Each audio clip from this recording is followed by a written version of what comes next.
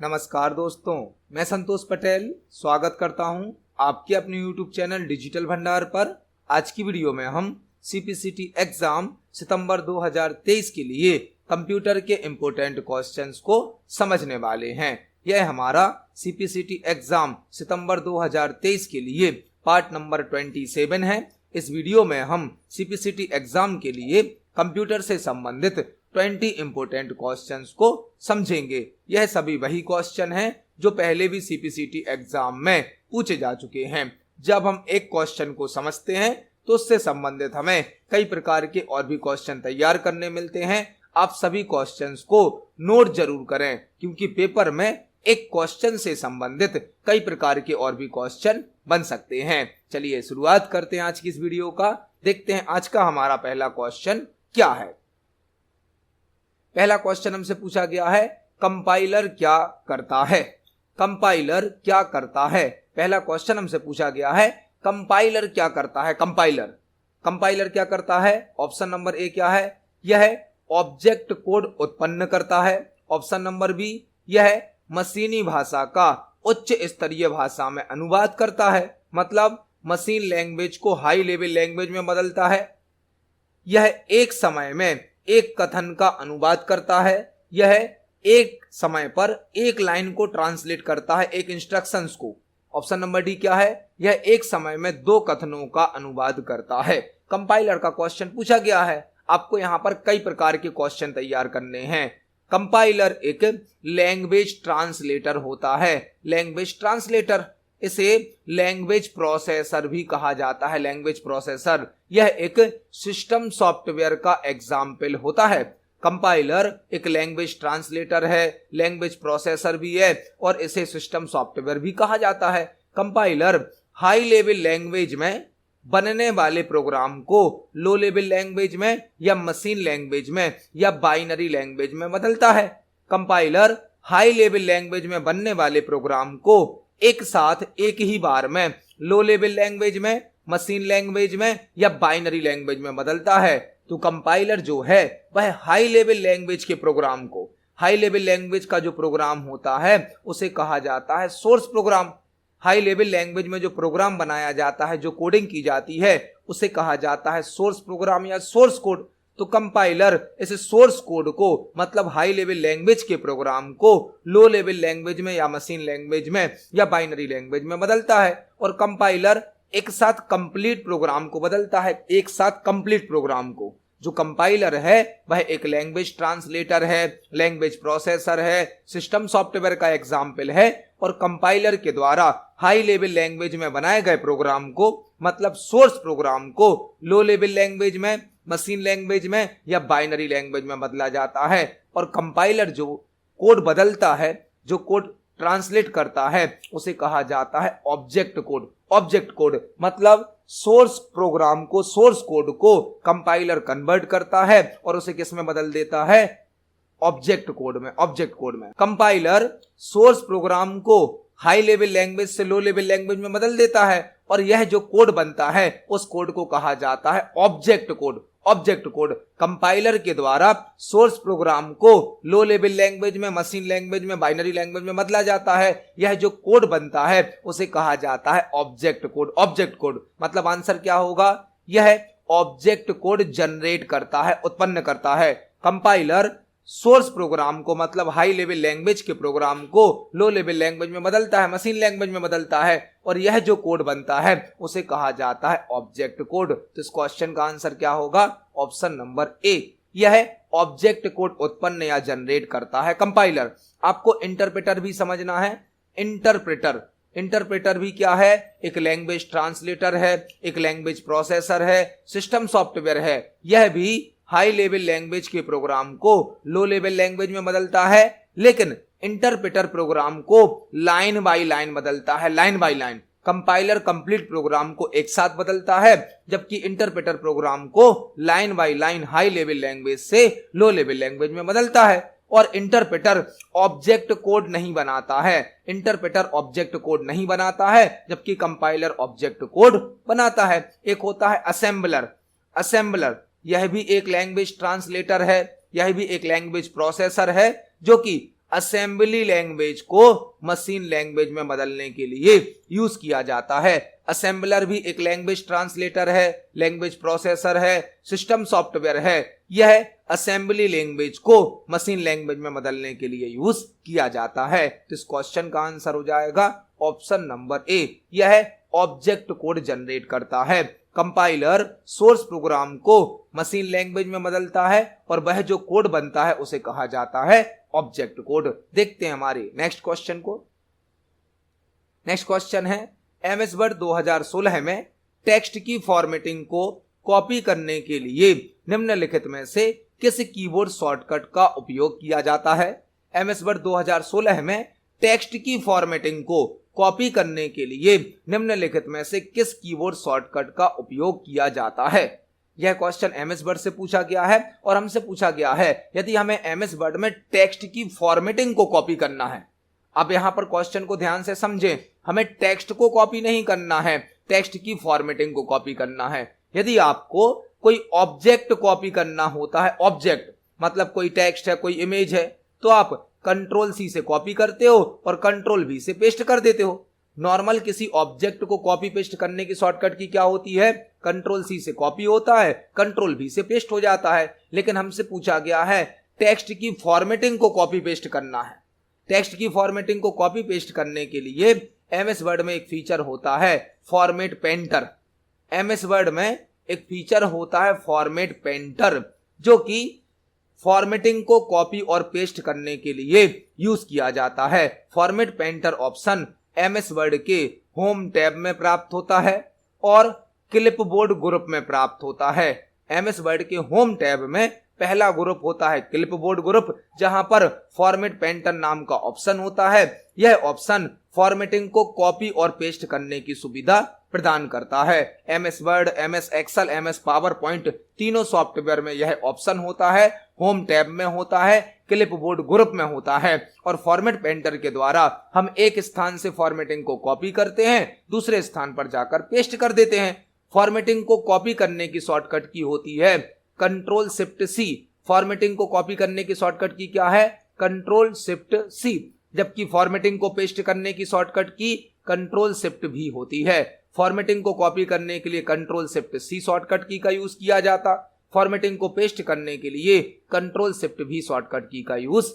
किया जाता है। यह क्वेश्चन फॉर्मेट पेंटर से संबंधित था। आपको 3 क्वेश्चन और तैयार करने हैं। कंट्रोल सी कॉपी की शॉर्टकट की है, alt control C copyright symbol को टाइप करने की शॉर्टकट की है। यदि आप ऑल्ट कंट्रोल सी को प्रेस करेंगे तो कॉपीराइट सिंबल टाइप हो जाएगा। और control shift F font dialog box को ओपन करने की शॉर्टकट की है। फॉन्ट डायलॉग बॉक्स को ओपन करने की शॉर्टकट की। हम इन सभी ऑप्शन को एमएस वर्ड पर प्रैक्टिकली समझने वाले हैं। चलते हैं एमएस वर्ड पर।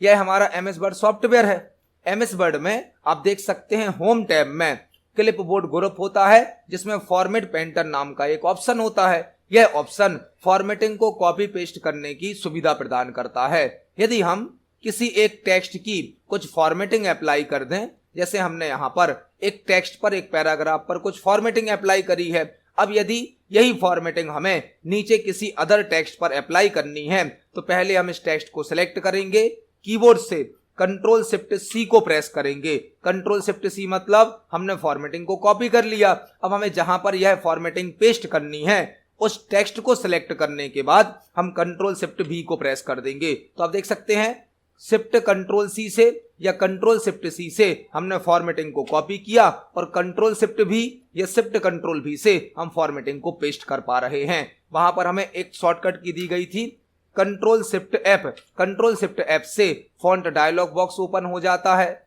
और ऑल्ट कंट्रोल सी से कॉपीराइट सिंबल टाइप होता है। ऑल्ट कंट्रोल सी से कॉपीराइट सिंबल टाइप हो जाता है। तो यहां पर हमने एक साथ कई क्वेश्चन तैयार करे। इस क्वेश्चन का आंसर है ऑप्शन नंबर डी। देखते हैं हमारे नेक्स्ट क्वेश्चन को। नेक्स्ट क्वेश्चन है ब्लैंक एक द्विदिशीय बस है जो निर्देश और डेटा दोनों को ले जाती है। ब्लैंक एक द्विदिशीय बस है मतलब वाई डायरेक्शनल बस है जो निर्देश और डेटा दोनों को ले जाती है। यह क्वेश्चन कंप्यूटर हार्डवेयर से संबंधित है। ब्लैंक एक वाई डायरेक्शनल बस है जो इंस्ट्रक्शन और डेटा दोनों को ट्रांसफर कर सकती है, ले जा सकती है। बस क्या होती है? बस कंप्यूटर हार्डवेयर में एक ऐसा पार्ट होता है जो कि डेटा को एक स्थान से दूसरे स्थान पर ट्रांसफर करने की सुविधा देता है। कंप्यूटर हार्डवेयर में जो अलग अलग प्रकार की डिवाइस होती हैं, जैसे आपने देखा होगा मदरबोर्ड पर कई प्रकार की डिवाइस कनेक्ट होती हैं, तो एक डिवाइस से दूसरी डिवाइस तक डेटा को ट्रांसफर करने के लिए बस यूज की जाती है। बस एक डिवाइस के डेटा को दूसरी डिवाइस तक ट्रांसफर करने के लिए यूज होती हैं। मतलब एक डिवाइस से डेटा को दूसरी डिवाइस तक भेजने के लिए बस यूज की जाती हैं। कई प्रकार की बस होती हैं। हमसे पूछा गया है ब्लैंक एक द्विदिशीय बस है। द्विदिशीय बस है मतलब वाई डायरेक्शनल बस है जो इंस्ट्रक्शन और डेटा दोनों को ले जा सकती है, वह होती है डेटा बस। डेटा बस एक द्विदिशीय बस है मतलब वाई डायरेक्शनल बस है जो इंस्ट्रक्शन और डेटा दोनों को ले जा सकती है। तो इस क्वेश्चन का आंसर क्या हो जाएगा? ऑप्शन नंबर सी, डेटा बस। देखते हैं हमारे नेक्स्ट क्वेश्चन को। नेक्स्ट क्वेश्चन है रैम के संदर्भ में निम्नलिखित में से कौन सा विकल्प गलत है? रैम के संदर्भ में निम्नलिखित में से कौन सा विकल्प गलत है? एक क्वेश्चन हमसे पूछा गया है जो कि रैम से संबंधित है और यहां पर हमें 4 स्टेटमेंट दिए गए हैं। हमें यह बताना है इनमें से कौन सा स्टेटमेंट गलत है, फॉल्स है। रैम से संबंधित आपको कुछ जानकारी पता होनी चाहिए। रैम का फुल फॉर्म क्या होता है? रैम का फुल फॉर्म होता है random access memory. Random access memory RAM का फुल फॉर्म है। रैम हमारे कंप्यूटर की एक प्राइमरी मेमोरी होती है जिसे मेन मेमोरी भी कहा जाता है। प्राइमरी मेमोरी का दूसरा नाम होता है main memory. RAM random access memory है, प्राइमरी मेमोरी या मेन मेमोरी है। रैम में डेटा को टेम्परेरी स्टोर किया जाता है। टेम्परेरी रैम में डेटा को कुछ समय तक स्टोर किया जाता है। रैम एक वोलेटाइल मेमोरी होती है। वोलेटाइल मेमोरी मतलब अस्थाई होती है। रैम एक वोलेटाइल मेमोरी है मतलब अस्थाई है। जब तक कंप्यूटर ऑन रहता है तब तक रैम में डेटा स्टोर रहता है। कंप्यूटर के ऑफ होने पर रैम से डेटा डिलीट हो जाता है। जो डेटा करंट टाइम पर सीपीयू के द्वारा यूज किया जाता है वह डेटा रैम में स्टोर होता है। जब हम किसी प्रोग्राम को, किसी सॉफ्टवेयर को, किसी फाइल को ओपन करते हैं तो वह रैम में स्टोर हो जाता है। अब हमें यहां पर रैम से संबंधित 4 स्टेटमेंट दिए गए हैं और हमें बताना है इनमें से कौन सा गलत है। ऑप्शन नंबर ए क्या है? रैम सीपीयू द्वारा सीधे एक्सेसेबल है। रैम सीपीयू द्वारा सीधे एक्सेसेबल है तो जो रैम है उसको डायरेक्ट सीपीयू एक्सेस करता है, यह तो सही है क्योंकि रैम का डेटा सीपीयू में भेजा जाता है, सीपीयू का डेटा रैम में लाया जाता है। सीपीयू का फुल फॉर्म क्या होता है? Central processing unit. Central processing unit जो कि प्रोसेसर होता है, हमारे कंप्यूटर का ब्रेन होता है, दिमाग होता है। सीपीयू जो भी डेटा अभी यूज कर रहा होता है, उपयोग कर रहा होता है, वह रैम में स्टोर रहता है। यह तो सही है, पहला स्टेटमेंट तो सही है। ऑप्शन नंबर बी क्या है? रैम प्रकृति में अस्थिर होती है। रैम प्रकृति में अस्थिर होती है, यह भी सही स्टेटमेंट है। रैम में डेटा को टेम्परेरी स्टोर किया जाता है। ऑप्शन नंबर सी क्या है? रैम का उपयोग उस डेटा को स्टोर करने के लिए किया जाता है जो वर्तमान में सीपीयू द्वारा प्रोसेस किया जाता है, यह भी सही है। रैम वह डेटा स्टोर करती है जो करंट टाइम पर सीपीयू के द्वारा यूज किया जा रहा होता है। मतलब ऑप्शन नंबर डी गलत होगा, यही हमारा आंसर है। रैम कंप्यूटर की सेकेंडरी मेमोरी का एक भाग है।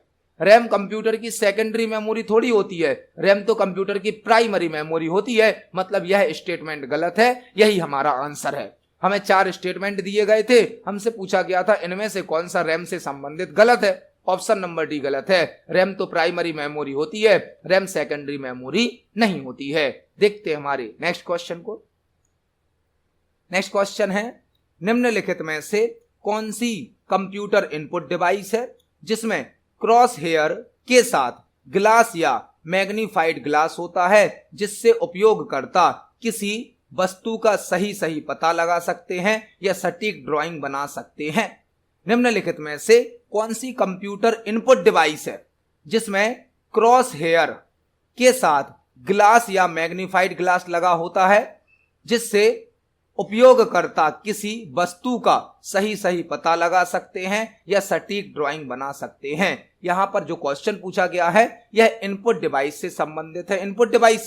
इनपुट डिवाइस मतलब ऐसी डिवाइस जिनके द्वारा डेटा को कंप्यूटर में इनपुट किया जाता है। हमसे क्वेश्चन पूछा गया है इनमें से कौन सी एक ऐसी इनपुट डिवाइस है जिसमें क्रॉस हेयर के साथ ग्लास या मैग्नीफाइड ग्लास लगा होता है, जिससे यूजर किसी वस्तु का मतलब किसी ऑब्जेक्ट का सही पता लगा सकता है या एक्यूरेट ड्राइंग बना सकता है। ऑप्शन नंबर ए क्या है? ऑप्शन नंबर ए स्टाइलस तो एक पेन होता है जो कि graphics tablet, digital tablet, pen tablet के साथ यूज किया जाता है। स्टाइलस तो एक पेन होता है जो कि graphics tablet, digital tablet, digitiser tablet, drawing tablet, pen tablet के साथ यूज किया जाता है। पेन टैबलेट भी एक इनपुट डिवाइस है, मगर स्टाइलस में जो पेन होता है इसमें कोई ग्लास या मैग्नीफाइड ग्लास नहीं होता। ऑप्शन नंबर बी क्या है? Mouse pointing device. माउस एक इनपुट डिवाइस है, पॉइंटिंग डिवाइस है, लेकिन उसमें भी क्रॉस हेयर या मैग्नीफाइड ग्लास नहीं होता है। ऑप्शन नंबर सी क्या है? Cursor device. यह भी नहीं है। आंसर क्या होगा हमारा?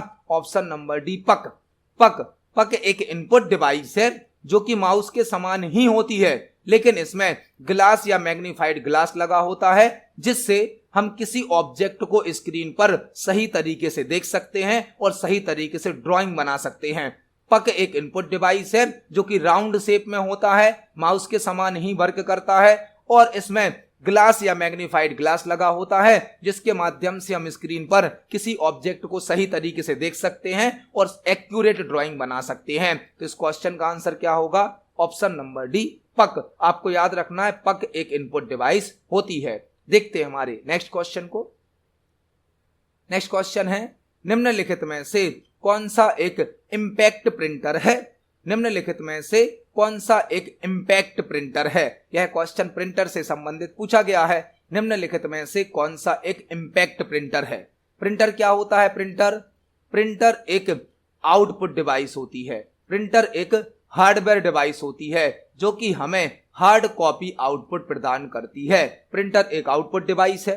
प्रिंटर एक हार्डवेयर डिवाइस है जो कि हमें हार्ड कॉपी आउटपुट प्रदान करती है। प्रिंटर के द्वारा जो आउटपुट दिया जाता है, जिसे पेपर पर प्रिंट कर दिया जाता है, वह कहलाता है हार्ड कॉपी आउटपुट। प्रिंटर की दो कैटेगरी होती हैं, एक होते हैं इंपैक्ट प्रिंटर, एक होते हैं नॉन इंपैक्ट प्रिंटर। प्रिंटर की दो कैटेगरी हैं, impact printer, non impact printer. Impact printer वह प्रिंटर होते हैं जो प्रिंटिंग करते समय साउंड अधिक करते हैं, आवाज अधिक करते हैं। ऐसे प्रिंटर जो प्रिंटिंग करते समय आवाज अधिक करते हैं, शोर अधिक करते हैं, उन्हें कहा जाता है इंपैक्ट प्रिंटर। जबकि ऐसे प्रिंटर जो प्रिंटिंग करते समय साउंड कम करते हैं, वह कहलाते हैं नॉन इंपैक्ट प्रिंटर।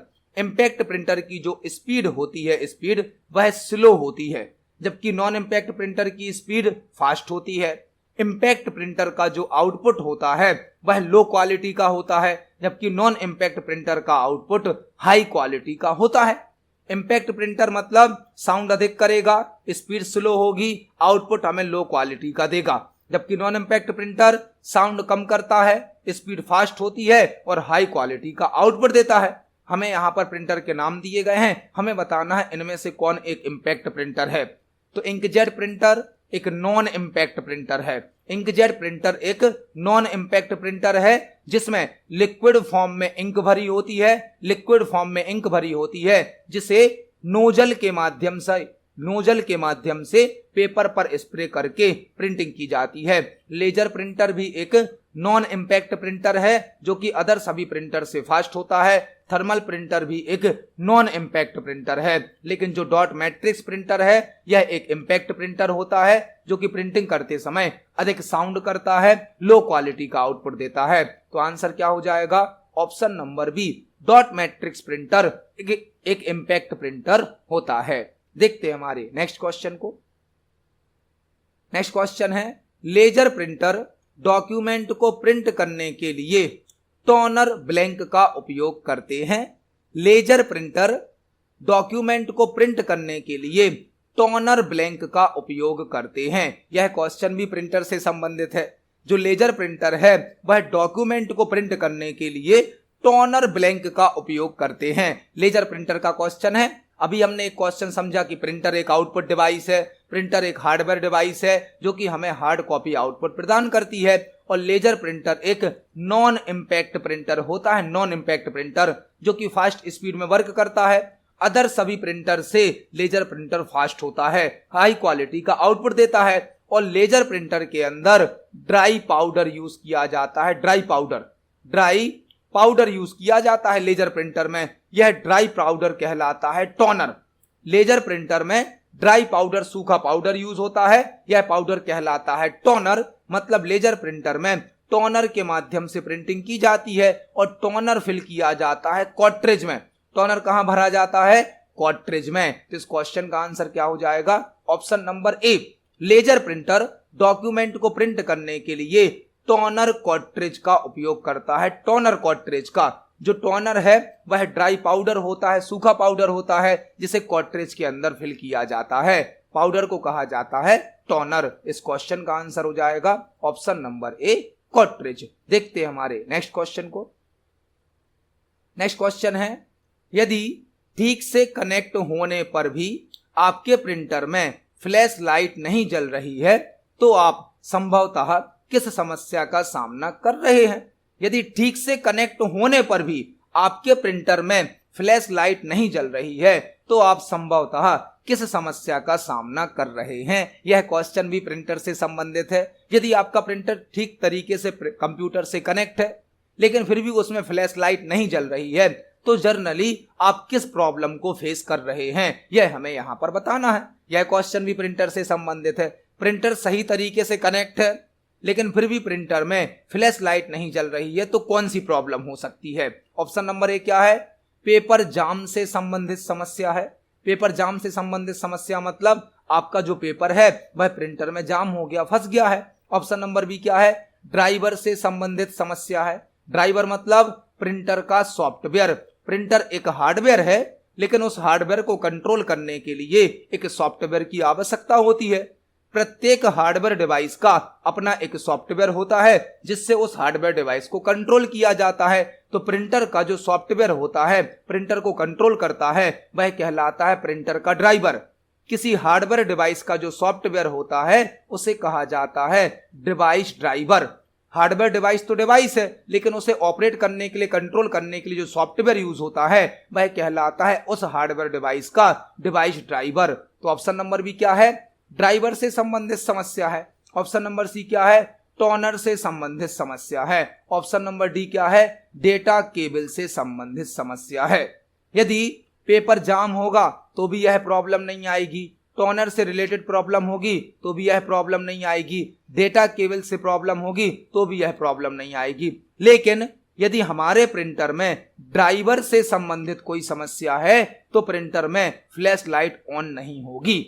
यदि ड्राइवर से संबंधित समस्या, ड्राइवर मतलब आपने प्रिंटर का सॉफ्टवेयर या तो इंस्टॉल नहीं किया या आपने प्रिंटर का गलत ड्राइवर, गलत सॉफ्टवेयर इंस्टॉल कर लिया है, तो यदि ड्राइवर सही तरीके से इंस्टॉल नहीं होगा तो प्रिंटर कनेक्ट होने पर भी उसमें फ्लैश लाइट नहीं जलेगी। मतलब इस क्वेश्चन का आंसर हो जाएगा ऑप्शन नंबर बी, ड्राइवर से संबंधित समस्या। देखते हैं हमारे नेक्स्ट क्वेश्चन को। नेक्स्ट क्वेश्चन है, प्रिंटर ड्राइवरों का उद्देश्य एप्लीकेशनों को ब्लैंक के तकनीकी विवरणों के बारे में जाने बिना मुद्रण करने की अनुमति देना होता है। प्रिंटर ड्राइवरों का पर्पस मतलब उद्देश्य, एप्लीकेशंस को मतलब सॉफ्टवेयर को ब्लैंक के टेक्निकल डिस्क्रिप्शन के बारे में जाने बिना प्रिंटिंग करने की परमिशन देना होता है। हमसे एक और क्वेश्चन प्रिंटर से संबंधित पूछा गया।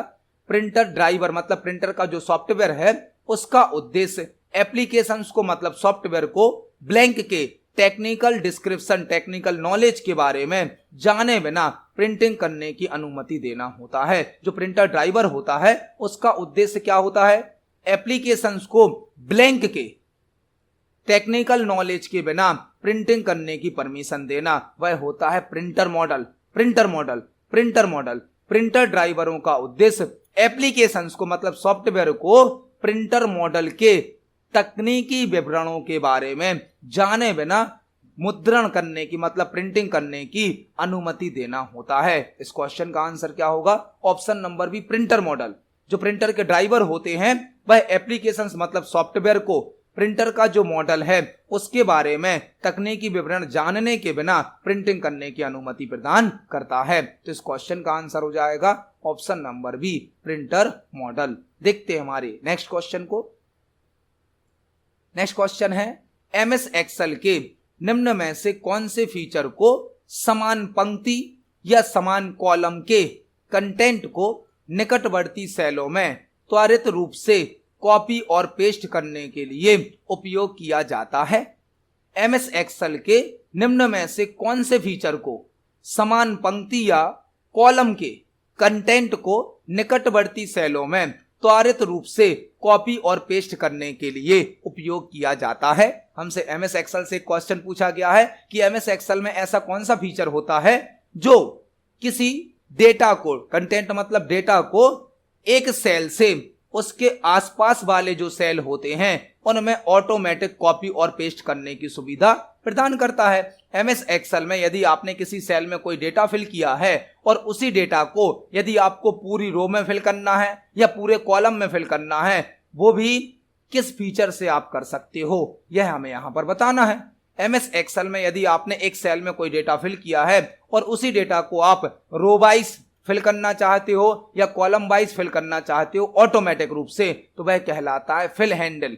फिल हैंडल एमएस एक्सेल का एक ऐसा फीचर है जो एक सीरीज को, एक सीक्वेंस को निकट वाले सेल में, मतलब जो एक सेल से जुड़े हुए सेल होते हैं उनमें फिल करने की सुविधा प्रदान करता है। फिल हैंडल एक ऐसा फीचर है जो एमएस एक्सेल के किसी एक सेल में फिल किए गए डेटा को रिलेटेड सेल जो होते हैं, पास वाले जो सेल होते हैं, उनमें कॉपी पेस्ट करने की या ऑटोमेटिक फिल करने की सुविधा प्रदान करता है फिल हैंडल। इस क्वेश्चन का आंसर क्या होगा? Option number B, fill handle. इसे हम प्रैक्टिकली देख सकते हैं। यदि हम एमएस एक्सेल के किसी भी सेल में कोई डेटा फिल करते हैं और इसी डेटा को यदि हमें निकटवर्ती सेलों में, निकटवर्ती सेल मतलब इस सेल के आसपास वाले सेलों में फिल करना है, तो हम फिल हैंडल का यूज करेंगे। आप देख सकते हैं ये रो वाइज फिल कर दिया हमने और इसे हम कॉलम वाइज भी फिल कर सकते हैं। यह होता है फिल हैंडल। फिल हैंडल कहां से होता है? जब आप किसी सेल को सिलेक्ट करते हो तो राइट बॉटम कॉर्नर पर फिल हैंडल शो होता है, जो कि एक सेल के कंटेंट को निकटवर्ती सेलों में, मतलब आसपास के सेलों में फिल करने की सुविधा प्रदान करता है। इस क्वेश्चन का आंसर हो जाएगा option number B, fill handle. देखते हैं हमारे नेक्स्ट क्वेश्चन को। नेक्स्ट क्वेश्चन है अपने कंप्यूटर को वायरस और मेलवेयर से सुरक्षित रखने का तरीका निम्न में से क्या है? अपने कंप्यूटर को वायरस और मेलवेयर से सुरक्षित रखने का तरीका निम्न में से क्या है? यह क्वेश्चन साइबर सिक्योरिटी से, इंफॉर्मेशन सिक्योरिटी से पूछा गया है। यदि हमें अपने कंप्यूटर को वायरस से और मेलवेयर से सुरक्षित रखना है, सिक्योर रखना है, तो हमें निम्न में से किसका उपयोग करना होगा? वायरस से सुरक्षित रखना है अपने कंप्यूटर को। अपने कंप्यूटर को वायरस और मेलवेयर से सुरक्षित रखने का तरीका निम्न में से क्या होगा? आपको यहां पर 3-4 क्वेश्चन तैयार करने हैं। वायरस क्या होता है? वायरस एक कंप्यूटर सॉफ्टवेयर होता है। वायरस एक कंप्यूटर सॉफ्टवेयर या वायरस एक कंप्यूटर प्रोग्राम होता है जिसे कोडिंग या प्रोग्रामिंग से बनाया जाता है। जिस प्रकार से अदर सॉफ्टवेयर बनाए जाते हैं कोडिंग करके, प्रोग्रामिंग करके, वैसे ही वायरस को बनाया जाता है। वायरस का फुल फॉर्म होता है vital information resource under seize. Vital information resource under seize. Vital information resource under seize. Virus के कई टाइप होते हैं। वायरस एक ऐसा सॉफ्टवेयर है जो कि यूजर के कंप्यूटर को, यूजर के डेटा को नुकसान पहुंचा सकता है और वायरस से प्रोटेक्शन के लिए एंटीवायरस का यूज किया जाता है। एंटीवायरस का हमसे पूछा गया है अपने कंप्यूटर को वायरस और मेलवेयर से सुरक्षित रखने का तरीका निम्न में से क्या है? ऑप्शन नंबर ए क्या है?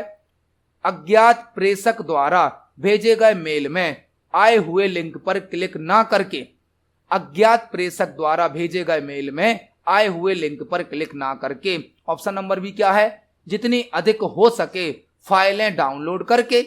जितनी अधिक हो सके फाइलें डाउनलोड करके। इससे तो वायरस और अधिक आ जाएंगे, वायरस कम थोड़ी होंगे, इससे वायरस रुकेंगे थोड़ी, इससे तो और ज्यादा वायरस आएंगे। आप जितनी ज्यादा फाइलें डाउनलोड करेंगे उतने ज्यादा हो सकता है वायरस आ जाए। यह तो गलत है। ऑप्शन नंबर सी क्या है? पॉपअप को हमेशा खुलने देकर, पॉपअप को हमेशा खुलने देकर, यह भी गलत है। पॉपअप ओपन होगा इंटरनेट पे, यदि आप कोई वर्क कर रहे हो, कोई वेबसाइट ओपन कर रहे हो, वहां पर कोई पॉपअप ओपन होता है। पॉपअप मतलब एक छोटा सा नोटिफिकेशन जिस पर कोई मैसेज होता है, कोई लिंक होती है, वहां पर भी वायरस हो सकते हैं, तो यह भी गलत है। पॉपअप को हमेशा खुलने नहीं देना चाहिए, जो पॉपअप होते हैं उनको ब्लॉक कर देना चाहिए। ऑप्शन नंबर डी क्या है? यदि एंटीवायरस सॉफ्टवेयर इंस्टॉल है तो फायरवॉल को हमेशा बंद रखकर, यदि एंटीवायरस सॉफ्टवेयर इंस्टॉल है तो फायरवॉल को हमेशा बंद रखकर, एंटीवायरस तो वायरस से बचाता है और फायरवॉल भी वायरस से प्रोटेक्शन देता है। फायरवॉल तो अनऑथराइज्ड एक्सेस को रोकता है, फायरवॉल भी सिक्योरिटी करता है, मतलब इसे तो ऑफ नहीं करना चाहिए, यह भी गलत है। मतलब जो ऑप्शन नंबर बी है, ऑप्शन नंबर सी है, ऑप्शन नंबर डी है, यह वायरस से सुरक्षा के उपाय नहीं है। जो ऑप्शन नंबर ए है यह वायरस से सुरक्षा का उपाय है। अज्ञात मतलब अननोन सेंडर द्वारा भेजे गए ईमेल में जो लिंक होती है उस पर क्लिक नहीं करना चाहिए। यदि हमें कोई अननोन पर्सन ईमेल भेजता है, उसमें कोई लिंक होती है, तो हमें उस पर क्लिक नहीं करना चाहिए, क्योंकि उस लिंक में वायरस से संबंधित कोई प्रॉब्लम हो सकती है। और अननोन पर्सन द्वारा भेजे गए ईमेल को जंक ईमेल कहा जाता है, स्पैम ईमेल कहा जाता है। यदि आपको कोई अननोन पर्सन अनवांटेड ईमेल भेजता है जो कि आपके काम के नहीं होते हैं, आपके लिए नुकसानदायक हो सकते हैं, वह कहलाते हैं जंक ईमेल या स्पैम ईमेल। तो इस क्वेश्चन का आंसर हो जाएगा ऑप्शन नंबर ए। देखते हैं हमारे नेक्स्ट क्वेश्चन को। नेक्स्ट क्वेश्चन है, कंप्यूटर सिस्टम को सेटअप करने के लिए निम्नलिखित में से कौन सा एक अनिवार्य घटक नहीं है? कंप्यूटर सिस्टम को सेटअप करने के लिए निम्नलिखित में से कौन सा एक नेसेसरी कंपोनेंट नहीं है? कंप्यूटर सिस्टम को सेटअप करने के लिए मतलब हमें कंप्यूटर सिस्टम को असेंबल करना है, कंप्यूटर सिस्टम को बनाना है, तो इसके लिए कई प्रकार के कंपोनेंट यूज होते हैं, लेकिन इनमें से कौन सा एक कंपोनेंट है जिसके बिना भी कंप्यूटर का सेटअप हो सकता है? कंप्यूटर होता क्या है? कंप्यूटर कई प्रकार के हार्डवेयर और कई प्रकार के सॉफ्टवेयर का कॉम्बिनेशन होता है। कंप्यूटर में कई प्रकार के हार्डवेयर और कई प्रकार के सॉफ्टवेयर को आपस में जोड़ दिया जाता है। यदि हमें कंप्यूटर का सेटअप करना है तो कंप्यूटर हार्डवेयर का होना तो आवश्यक है और उसमें ऑपरेटिंग सिस्टम होना भी आवश्यक है। ऑपरेटिंग सिस्टम तो एक सिस्टम सॉफ्टवेयर होता है। ऑपरेटिंग सिस्टम कौन सा सॉफ्टवेयर है? System software. और सिस्टम का सेटअप करना है, सिस्टम को ऑन करना है, तो ऑपरेटिंग सिस्टम का होना आवश्यक है, क्योंकि ऑपरेटिंग सिस्टम नहीं होगा तो हमारा कंप्यूटर ऑन नहीं होगा, कंप्यूटर बूट नहीं होगा। ऑन करना मतलब बूट करना, तो ऑपरेटिंग सिस्टम का होना तो आवश्यक है। और ऑपरेटिंग सिस्टम एक सिस्टम सॉफ्टवेयर है तो सिस्टम सॉफ्टवेयर का होना भी आवश्यक है। लेकिन यदि हमारे पास एप्लीकेशन सॉफ्टवेयर नहीं भी होगा तो भी हमारा कंप्यूटर ऑन हो जाएगा, हम उस पर वर्क कर सकते हैं। तो कंप्यूटर का सेटअप करने के लिए एक तो हार्डवेयर होना आवश्यक है, ऑपरेटिंग सिस्टम होना आवश्यक है, सिस्टम सॉफ्टवेयर होना आवश्यक है। सिस्टम सॉफ्टवेयर वह सॉफ्टवेयर हैं जो कंप्यूटर के लिए आवश्यक हैं, जिनके बिना कंप्यूटर वर्क नहीं करेगा। जबकि एप्लीकेशन सॉफ्टवेयर तो किसी निश्चित कार्य को करता है, यूजर की आवश्यकताओं को पूरा करता है। तो यदि एप्लीकेशन सॉफ्टवेयर नहीं भी होंगे तो भी कंप्यूटर का सेटअप हो सकता है। इस क्वेश्चन का आंसर हो जाएगा ऑप्शन नंबर डी। देखते हैं हमारे नेक्स्ट क्वेश्चन को। नेक्स्ट क्वेश्चन है यूआरएल क्या है? नेक्स्ट क्वेश्चन है यूआरएल क्या है? नेक्स्ट क्वेश्चन हमसे पूछा गया है यूआरएल क्या है? ऑप्शन नंबर ए क्या है? एक सॉफ्टवेयर पैकेज है। ऑप्शन नंबर बी है एक लाइव चार्ट प्रोग्राम है। ऑप्शन नंबर सी है वर्ल्ड वाइड वेब पर किसी रिसोर्स का एड्रेस है। Option number D internet wizard की व्याख्या करने में उपयोग किया जाने वाला एक शब्द है। हमसे क्वेश्चन पूछा गया है यूआरएल क्या है? यूआरएल का फुल फॉर्म क्या होता है? Uniform resource locator. Uniform resource locator URL का फुल फॉर्म होता है। यूनिफॉर्म रिसोर्स लोकेटर जो कि इंटरनेट पर किसी वेब पेज, किसी वेबसाइट या किसी रिसोर्स का एड्रेस होता है। इंटरनेट पर किसी वेब पेज, किसी वेबसाइट या किसी रिसोर्स का यूनिक एड्रेस होता है यूआरएल। मतलब क्वेश्चन का आंसर क्या होगा? Option number C world wide web. World wide web मतलब www, इंटरनेट पर किसी रिसोर्स का एड्रेस होता है यूआरएल। यूआरएल इंटरनेट पर किसी वेब पेज, किसी वेबसाइट या किसी रिसोर्स का एड्रेस होता है, पता होता है, जिसका फुल फॉर्म होता है यूनिफॉर्म रिसोर्स लोकेटर। तो इस क्वेश्चन का आंसर हो जाएगा ऑप्शन नंबर सी। देखते हैं हमारे नेक्स्ट क्वेश्चन को। नेक्स्ट क्वेश्चन है ब्लैंक मानव संसाधनों से जोड़ने के लिए कंप्यूटर नेटवर्कों के उपयोग से संबंधित अवधारणा है। ब्लैंक मानव संसाधनों से जोड़ने के लिए कंप्यूटर नेटवर्कों के उपयोग से संबंधित अवधारणा है। एक क्वेश्चन हमसे पूछा गया है मानव संसाधनों से जोड़ने के लिए। मानव संसाधनों मतलब जो ह्यूमंस के पास रिसोर्सेस हैं, कंप्यूटर, मोबाइल, प्रिंटर, मानव संसाधनों से जोड़ने के लिए कंप्यूटर नेटवर्कों के उपयोग से संबंधित कॉन्सेप्ट है। यहां पर आप चारों ऑप्शन को पढ़ें। ऑप्शन नंबर ए है इंफॉर्मेशन, ऑप्शन नंबर बी है डेटा, ऑप्शन नंबर सी है कनेक्टिविटी, ऑप्शन नंबर डी है लिंकिंग। नेटवर्क की बात हो रही है। नेटवर्क, कंप्यूटर नेटवर्क क्या होता? Computer network multiple computer, multiple devices का कलेक्शन होता, ग्रुप होता। और कंप्यूटर नेटवर्क क्यों बनाया जाता? इंफॉर्मेशन और रिसोर्सेज को शेयर करने के लिए। इंफॉर्मेशन और रिसोर्सेज को शेयर करने के लिए कंप्यूटर नेटवर्क बनाया जाता है। और कंप्यूटर नेटवर्क में कनेक्टिविटी प्रदान की जाती है। कनेक्टिविटी मतलब एक डिवाइस दूसरे डिवाइस से कनेक्ट हो जाती है, जिससे कि मानव संसाधनों को आपस में कनेक्ट कर दिया जाएगा। मानव संसाधनों से जोड़ने के लिए कंप्यूटर नेटवर्क के उपयोग से संबंधित अवधारणा है कनेक्टिविटी। कनेक्टिविटी मतलब अलग अलग डिवाइसेस को आपस में कनेक्ट कर देना, जिससे वह इंफॉर्मेशन को एक्सचेंज कर पाए। तो इस क्वेश्चन का आंसर हो जाएगा ऑप्शन नंबर सी, कनेक्टिविटी। देखते हैं हमारे नेक्स्ट क्वेश्चन को। नेक्स्ट क्वेश्चन है निम्न में से कौन सा एक सर्च इंजन नहीं है? निम्न में से कौन सा एक सर्च इंजन नहीं है? यह क्वेश्चन इंटरनेट से संबंधित है। हमें चार ऑप्शन के नाम दिए गए हैं और हमें यहां बताना है इनमें से कौन एक सर्च इंजन नहीं है। सर्च इंजन क्या होता है? सर्च इंजन एक वेबसाइट होती है, वेबसाइट जो कि इंटरनेट पर किसी टॉपिक के आधार पर इंफॉर्मेशन को सर्च करने के लिए यूज की जाती है। सर्च इंजन एक वेबसाइट होती है जो कि इंटरनेट पर किसी टॉपिक के आधार पर इंफॉर्मेशन को सर्च करने के लिए यूज की जाती है।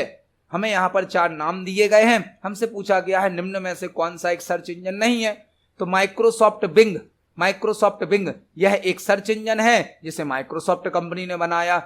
गूगल सर्च भी एक सर्च इंजन है जिसे गूगल कंपनी ने बनाया। यांडेक्स भी एक सर्च इंजन है जो कि रसिया का सर्च इंजन है। लेकिन इंटरनेट एक्सप्लोरर सर्च इंजन नहीं है। इंटरनेट एक्सप्लोरर तो एक वेब ब्राउजर होता है, web browser. Internet explorer, Google Chrome, opera mini, Mozilla Firefox यह सभी वेब ब्राउजर होते हैं जो कि एप्लीकेशन सॉफ्टवेयर होते हैं। और वेब ब्राउजर का यूज वेब पेज या वेबसाइट को ओपन करने के लिए किया जाता है। तो इंटरनेट एक्सप्लोरर सर्च इंजन नहीं है, यह एक वेब ब्राउजर है। इस क्वेश्चन का आंसर हो जाएगा ऑप्शन नंबर सी। देखते हैं हमारे नेक्स्ट क्वेश्चन को। नेक्स्ट क्वेश्चन है एमएस वर्ड 2019 के चेंज केस के अंतर्गत ब्लैंक विकल्प होते हैं। एमएस वर्ड 2019 के चेंज केस के अंतर्गत ब्लैंक विकल्प मतलब कि ऑप्शन होते हैं। एमएस वर्ड से क्वेश्चन पूछा गया है कि चेंज केस के अंतर्गत कितने ऑप्शन होते हैं। यदि आप हमारे प्रीवियस वीडियोस को देख रहे हो तो आपको इस क्वेश्चन का आंसर समझ में आ गया होगा, क्योंकि हमने अपने प्रीवियस वीडियोस में भी चेंज केस टॉपिक से संबंधित कई प्रकार के क्वेश्चंस को तैयार किया है। चेंज केस होता क्या है? Change case, change case option MS word में जो टेक्स्ट टाइप होता है उस टेक्स्ट को कैपिटल लेटर में, स्मॉल लेटर में या स्मॉल और कैपिटल दोनों लेटर में टाइप करने की सुविधा प्रदान करता है। एमएस वर्ड में आप जो टेक्स्ट टाइप करते हो उसको यदि आप कैपिटल लेटर में मतलब बड़े अक्षरों में टाइप करना चाहते हो, स्मॉल लेटर मतलब छोटे अक्षरों में टाइप करना चाहते हो, या कैपिटल और स्मॉल दोनों अक्षरों में एक साथ टाइप करना चाहते हो, तो चेंज केस ऑप्शन का यूज किया जाता है। Change case option MS word के होम टैब में प्राप्त होता है, फॉन्ट ग्रुप में प्राप्त होता है। एमएस वर्ड का होम टैब जो होता है उसमें फॉन्ट ग्रुप होता है, जहां पर हमें चेंज केस नाम का विकल्प दिया जाता है। चेंज केस में टोटल 5 प्रकार के विकल्प होते हैं, 5 प्रकार के 5 ऑप्शन होते हैं। चेंज केस की शॉर्टकट की होती है shift plus F3। Shift plus F3 change case की शॉर्टकट की होती है। शॉर्टकट की से केवल 3 प्रकार के केस यूज किए जा सकते हैं। होते टोटल 5 हैं, लेकिन शॉर्टकट की से कितने यूज होते हैं? केवल 3। और एमएस वर्ड का डिफॉल्ट केस होता है सेंटेंस केस। एमएस वर्ड का डिफॉल्ट केस कौन सा होता है? Sentence case. अब हम चेंज केस को एमएस वर्ड पर प्रैक्टिकली देखने वाले हैं। चलते हैं एमएस वर्ड पर। यह हमारा एमएस वर्ड सॉफ्टवेयर है। आप यहां देख सकते हैं जो भी टेक्स्ट टाइप किया गया है इसमें by default sentence case apply है। सेंटेंस केस, सेंटेंस केस मतलब पूरे सेंटेंस का, पूरे वाक्य का पहला अक्षर बड़ा है, बाकी सभी अक्षर छोटे हैं। क्योंकि एमएस वर्ड में चेंज केस का डिफॉल्ट केस होता है सेंटेंस केस। जो चेंज केस ऑप्शन है यह होम टैब में फॉन्ट ग्रुप के अंदर प्राप्त होता है। यहां पर आपको टोटल 5 प्रकार के केस दिए जाते हैं। डिफॉल्ट केस कौन सा होता है? Sentence case. इसके अलावा एक केस है लोअर केस। लोअर केस मतलब पूरे टेक्स्ट को छोटे अक्षरों में शो किया जाएगा। अपर केस, अपर केस मतलब पूरे टेक्स्ट को, जो भी टेक्स्ट आपने सेलेक्ट किया है उसे कैपिटल लेटर में या बड़े अक्षरों में शो किया जाएगा। चौथा केस कौन सा है? Capitalize each word. Capitalize each word मतलब हर शब्द का पहला अक्षर बड़ा कर दिया जाएगा और बाकी सभी अक्षर छोटे कर दिए जाएंगे। और लास्ट केस होता है toggle case. Toggle case, toggle case क्या करता है? टॉगल केस टेक्स्ट के केस को रिवर्स कर देता है। रिवर्स कर देता मतलब जो अक्षर कैपिटल में लिखा होगा उसको स्मॉल में बदल देगा और जो स्मॉल में लिखा होगा उसे कैपिटल में बदल देगा। जो टॉगल केस है वह केस को रिवर्स करता है, स्मॉल लेटर को कैपिटल में बदलता है और कैपिटल लेटर को स्मॉल में बदलता है। तो इस क्वेश्चन का आंसर हो जाएगा option number D. Change case विकल्प 5 प्रकार के होते हैं। देखते हैं हमारे नेक्स्ट क्वेश्चन को। नेक्स्ट क्वेश्चन है एमएस वर्ड 2019 में निम्न में से कौन सी लाइन स्पेसिंग अमान्य है? एमएस वर्ड 2019 में निम्न में से कौन सी लाइन स्पेसिंग अमान्य है, मतलब इनवैलिड है। यह क्वेश्चन भी एमएस वर्ड से पूछा गया है। एमएस वर्ड में जो लाइन स्पेसिंग होती हैं इनमें से कौन सी लाइन स्पेसिंग वहां पर उपलब्ध नहीं होगी। लाइन स्पेसिंग क्या होती है? जब आप कोई पैराग्राफ टाइप करते हैं तो 2 लाइनों के बीच में यह जो वर्टिकल गैप होता है, स्पेस होता है, इसे ही कहा जाता है लाइन स्पेसिंग। 2 लाइनों के बीच का जो गैप होता है, स्पेस होता है, उसे कहा जाता है line spacing. Line spacing paragraph formatting के अंतर्गत आती है। पैराग्राफ फॉर्मेटिंग के अंतर्गत मतलब लाइन स्पेसिंग को यदि हमें सेट करना है तो हमें पैराग्राफ ग्रुप को यूज करना होगा। पैराग्राफ ग्रुप को, पैराग्राफ ग्रुप होम टैब में प्राप्त होता है। होम टैब के अंदर पैराग्राफ ग्रुप से हम लाइन स्पेसिंग को चेंज कर सकते हैं। लाइन स्पेसिंग होती क्या है? 2 लाइनों के बीच का space. By default MS word में जो लाइन स्पेसिंग होती है वह होती है 1.15। एमएस वर्ड में डिफॉल्ट लाइन स्पेसिंग कितनी होती है? 1.15। आप Ctrl+1 से सिंगल लाइन स्पेसिंग सेट कर सकते हो। Ctrl+1 से सिंगल लाइन स्पेसिंग सेट होती है, Ctrl+2 से डबल लाइन स्पेसिंग सेट होती है और Ctrl+5 से 1.5 लाइन स्पेसिंग सेट की जाती है। डिफॉल्ट लाइन स्पेसिंग कितनी होती है? 1.15। Ctrl+1 से सिंगल लाइन स्पेसिंग सेट होती है, Ctrl+2 से डबल लाइन स्पेसिंग सेट होती है, Ctrl+5 से 1.5 लाइन स्पेसिंग सेट होती है। एमएस वर्ड में लाइन स्पेसिंग की कई बनी बनाई स्टाइल दी जाती हैं जो कि होती हैं double, single, multiple, exactly, at least, लेकिन ट्रिपल नाम की कोई लाइन स्पेसिंग स्टाइल नहीं होती है। तो हमारा आंसर होगा ऑप्शन नंबर सी। इसको हम एमएस वर्ड पर प्रैक्टिकली देख सकते हैं। चलते हैं एमएस वर्ड पर। आप देख सकते हैं यहां पर हमने जो पैराग्राफ टाइप किया है, पैराग्राफ में 2 लाइनों के बीच में आपको कुछ स्पेस, कुछ गैप दिख रहा होगा, यही कहलाता है लाइन स्पेस। यदि हम पैराग्राफ को सिलेक्ट करें और हमें लाइन स्पेसिंग को चेंज करना है तो होम टैब में पैराग्राफ ग्रुप के अंदर लाइन एंड पैराग्राफ स्पेसिंग नाम का ऑप्शन होता है। यहां से हम लाइन स्पेसिंग को चेंज कर सकते हैं। डिफॉल्ट लाइन स्पेसिंग कितनी होती है? 1.15। आप Ctrl+1 से सिंगल लाइन स्पेसिंग सेट कर सकते हो, Ctrl+2 से डबल लाइन स्पेसिंग सेट कर सकते हो, Ctrl+5 से 1.5 लाइन स्पेसिंग सेट कर सकते हो। जब आप पैराग्राफ का डायलॉग बॉक्स ओपन करते हैं, पैराग्राफ का डायलॉग बॉक्स, तो यहां पर लाइन स्पेसिंग की कई स्टाइल भी होती हैं। लाइन स्पेसिंग यहां पर आप देखेंगे single line spacing, 1.5 line spacing, double line spacing, at least, exactly और मल्टीपल। यह लाइन स्पेसिंग की स्टाइल है, लेकिन यहां पर ट्रिपल नाम की कोई लाइन स्पेसिंग स्टाइल नहीं है। यही हमसे क्वेश्चन में पूछा गया था। तो इस क्वेश्चन का आंसर क्या हो जाएगा? Option number C, triple line spacing अमान्य है। देखते हैं हमारे नेक्स्ट क्वेश्चन को। नेक्स्ट क्वेश्चन है MS वर्ड 2019 में रिप्लेस डायलॉग बॉक्स को खोलने के लिए निम्न में से किस शॉर्टकट की का उपयोग किया जाता है? MS वर्ड 2019 में रिप्लेस डायलॉग बॉक्स को ओपन करने के लिए निम्न में से किस शॉर्टकट की का उपयोग किया जाता है? बहुत ही बेसिक सा और सिंपल सा क्वेश्चन है। यहां पर आपको एक साथ कई क्वेश्चन तैयार करने मिलेंगे। एक ऑप्शन होता है फाइंड ऑप्शन क्या करता है? फाइंड ऑप्शन डॉक्यूमेंट में किसी शब्द को सर्च करने की सुविधा देता है, सर्च करने की, और फाइंड की शॉर्टकट की होती है कंट्रोल F। एक ऑप्शन होता है रिप्लेस ऑप्शन, रिप्लेस, जो कि सर्च किए गए शब्द को नए शब्द से बदलने की सुविधा देता है, चेंज करने की, और रिप्लेस की शॉर्टकट की होती है कंट्रोल+H, जो कि हमसे पूछा गया है। फाइंड ऑप्शन किसी शब्द को सर्च करने की सुविधा देता है, फाइंड की शॉर्टकट की होती है control F। Replace option search किए गए शब्द को नए शब्द से चेंज करने की सुविधा देता है, रिप्लेस की शॉर्टकट की होती है कंट्रोल+H। फाइंड और रिप्लेस MS वर्ड के होम टैब में प्राप्त होते हैं और एडिटिंग ग्रुप में प्राप्त होते हैं, एडिटिंग ग्रुप में।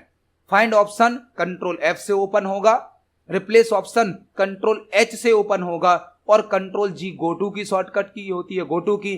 कंट्रोल N न्यू डॉक्यूमेंट को क्रिएट करने की शॉर्टकट की होती है, न्यू डॉक्यूमेंट को। तो इस क्वेश्चन का आंसर क्या होगा? Option number B. रिप्लेस का डायलॉग बॉक्स खोलने के लिए आपको कंट्रोल H को प्रेस करना होगा। इसको हम प्रैक्टिकली देख सकते हैं। यदि हम MS वर्ड में कंट्रोल H प्रेस करेंगे तो फाइंड एंड रिप्लेस का डायलॉग बॉक्स ओपन होगा, जिसमें रिप्लेस टैब एक्टिवेट हो जाएगा। रिप्लेस टैब विंडो कौन सी ओपन होती है? फाइंड एंड रिप्लेस, और टैब कौन सा एक्टिवेट हो जाता है? Replace tab. तो इस क्वेश्चन का आंसर हो जाएगा ऑप्शन नंबर बी, कंट्रोल+H। देखते हैं हमारे नेक्स्ट क्वेश्चन को। नेक्स्ट क्वेश्चन है MS वर्ड में नीचे दिया गया आइकन किसे व्यक्त करता है? MS वर्ड में नीचे दिया गया आइकन किसे व्यक्त करता है? हमें एक आइकन दिया गया है और हमें यहां पर बताना है यह आइकन किसे रिप्रेजेंट कर रहा है। MS वर्ड में आपने यह आइकन देखा होगा, यह आइकन किस ऑप्शन से संबंधित होता है यह हमें बताना है। ऑप्शन नंबर ए क्या है? Capitalization of letter. Option number B क्या है? Spelling and grammar. Option number C क्या है? रिसर्च। ऑप्शन नंबर डी क्या है? Auto change of letter. Auto change of letter. आप आइकन को यदि ध्यान से देखें तो आइकन में ABC लिखा है और नीचे करेक्ट का राइट का साइन लगा है। यदि ABC मतलब कोई शब्द है, कोई स्पेलिंग है, राइट मतलब वो सही है, सही है मतलब स्पेलिंग एंड ग्रामर को चेक करेगा यह आइकन। यह आइकन किससे संबंधित है? स्पेलिंग और ग्रामर नाम के फीचर से संबंधित है। स्पेलिंग एंड ग्रामर होता क्या है? जब हम MS वर्ड में टाइपिंग करते हैं और यदि किसी शब्द के नीचे रेड कलर की अंडरलाइन शो होती है तो वहां पर स्पेलिंग की मिस्टेक होती है, स्पेलिंग की। MS वर्ड में टाइपिंग करते समय यदि किसी शब्द के नीचे आपको रेड कलर की अंडरलाइन शो की जाती है तो वहां पर स्पेलिंग की मिस्टेक होती है, और यदि किसी शब्द के नीचे ब्लू या ग्रीन कलर की अंडरलाइन शो की जाती है तो वहां पर ग्रामर की मिस्टेक होती है, ग्रामर की। MS वर्ड में किसी शब्द के नीचे यदि रेड कलर की अंडरलाइन शो होती है तो स्पेलिंग की मिस्टेक मानी जाती है, ब्लू या ग्रीन कलर की अंडरलाइन शो होती है तो ग्रामर की मिस्टेक मानी जाती है। स्पेलिंग और ग्रामर की मिस्टेक को सही करने के लिए स्पेलिंग एंड ग्रामर नाम का ऑप्शन होता है, जो कि MS वर्ड के रिव्यू टैब में प्राप्त होता है, जिसकी शॉर्टकट की होती है F7। MS वर्ड के रिव्यू टैब में स्पेलिंग एंड ग्रामर नाम का ऑप्शन होता है, जिसकी शॉर्टकट की होती है F7। यह आइकन स्पेलिंग एंड ग्रामर का है। इसे हम प्रैक्टिकली देख सकते हैं। MS वर्ड के रिव्यू टैब में प्रूफिंग ग्रुप होता है, प्रूफिंग ग्रुप, जिसमें पहला ही ऑप्शन होता है स्पेलिंग एंड ग्रामर। यह आइकन हमें दिया गया था, तो इस क्वेश्चन का आंसर क्या हो जाएगा? Option number B, spelling and grammar. देखते हैं हमारे नेक्स्ट क्वेश्चन को। नेक्स्ट क्वेश्चन है MS वर्ड 2013 के automatic spelling and grammar check के संदर्भ में निम्नलिखित विकल्पों में से कौन सा गलत है? यह क्वेश्चन भी स्पेलिंग एंड ग्रामर से संबंधित है। हमने जो प्रीवियस क्वेश्चन समझा था वह भी स्पेलिंग एंड ग्रामर से संबंधित था। यहाँ क्वेश्चन क्या पूछा गया? MS वर्ड 2013 के automatic spelling and grammar check के संदर्भ में निम्नलिखित विकल्पों में से कौन सा गलत है? Automatic spelling and check grammar का क्वेश्चन पूछा गया है। अभी हमने देखा था कि एमएस वर्ड में जब हम टाइपिंग करते हैं तो ऑटोमेटिक स्पेलिंग भी चेक होती है, ग्रामर भी चेक होती है। स्पेलिंग गलत होती है तो रेड कलर की अंडरलाइन से शो किया जाता, ग्रामर गलत होती है तो ब्लू या ग्रीन कलर की अंडरलाइन से शो किया जाता है। अब हमें इससे संबंधित 4 विकल्प दिए गए हैं, हमें बताना है कौन सा गलत है। ऑप्शन नंबर ए क्या है? डिफॉल्ट रूप से एमएस वर्ड ऑटोमेटिक रूप से वर्तनी मतलब स्पेलिंग और ग्रामर मतलब व्याकरण की त्रुटियों के लिए आपके डॉक्यूमेंट की जांच करता है। यह तो सही है। डिफॉल्ट रूप से मतलब ऑटोमेटिक, एमएस वर्ड ऑटोमेटिक रूप से वर्तनी मतलब स्पेलिंग और व्याकरण मतलब ग्रामर की त्रुटियों मतलब एरर के, मिस्टेक के लिए आपके डॉक्यूमेंट की जांच करता है। यह तो सही है। ऑटोमेटिक स्पेलिंग और ग्रामर को चेक किया जाता है। ऑप्शन नंबर बी क्या है?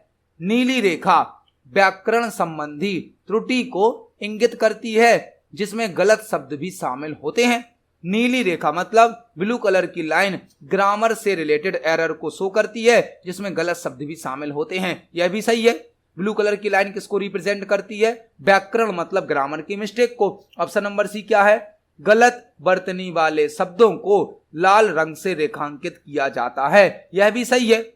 गलत स्पेलिंग वाले वर्ड्स को रेड कलर से अंडरलाइन कर दिया जाता है। यह भी सही है। मतलब आंसर होगा ऑप्शन नंबर डी, यह गलत होगा। नीली रेखा गलत वर्तनी वाले शब्दों को दर्शाती है। नीली रेखा गलत वर्तनी नहीं, गलत व्याकरण को दर्शाती है। वर्तनी मतलब तो स्पेलिंग, तो जो ब्लू कलर की लाइन होती है वह ग्रामर को रिप्रेजेंट करती है, ना कि स्पेलिंग को। यही हमारा आंसर है। इस क्वेश्चन का आंसर होगा ऑप्शन नंबर डी। नीली रेखा गलत वर्तनी वाले शब्दों को नहीं दर्शाती, नीली रेखा गलत व्याकरण वाले शब्दों को दर्शाती है। तो इस क्वेश्चन का आंसर हो जाएगा ऑप्शन नंबर डी। तो आज की वीडियो में हमने सीपीसीटी एग्जाम के लिए कंप्यूटर से संबंधित 20 इंपोर्टेंट क्वेश्चंस को समझा। जब हम एक क्वेश्चन को समझते हैं तो उससे संबंधित हमें कई प्रकार के और भी क्वेश्चन तैयार करने मिलते हैं। आप सभी क्वेश्चंस को पढ़ें, समझें। यदि आपका कोई क्वेश्चन है, कोई डाउट है तो कमेंट सेक्शन में जरूर पूछिए। वीडियो पसंद आती है तो वीडियो को लाइक करें, ज्यादा से ज्यादा शेयर करें। मिलते हैं अगली वीडियो में। धन्यवाद।